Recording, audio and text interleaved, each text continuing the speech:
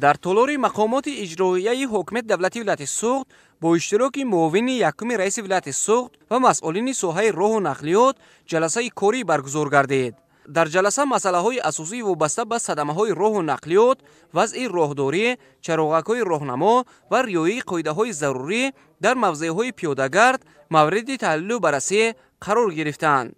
با تاکید مسئولین بازرسی دولتی اتومبیلی ولایت سوخت در دوام 4 ماه سپری سال جاری در حدود ولایت 80323 دلیل قاعده ویرانکنی حرکت در راه به قید گرفته شده است که نسبت به همین دوره سال گذشته به مراتب زیاد می باشد.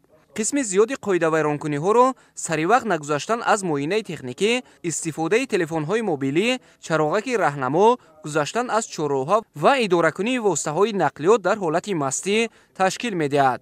ذکر کرده شد که در دوام 4 ماه 75784 عدد واسطه نقلیات و معاینه تکنیکی پیشنهاد شده است.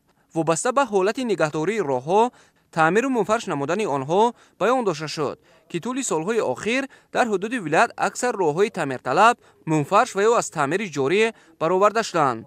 اما نوبسته به این راه‌های موجودند که جهت بهتر نمودن حالت آنها باید کاربری باز هم بهتر به راه مانده شود.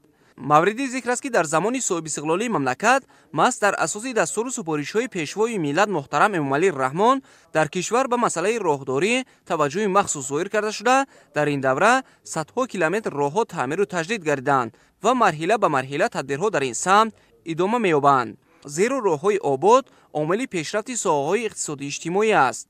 در رفت جلسه وابسته به اصلاح کمبودی‌ها در سمت راه و نقلیات و مسئولین دستور و سپارش‌های مشخص داده شد.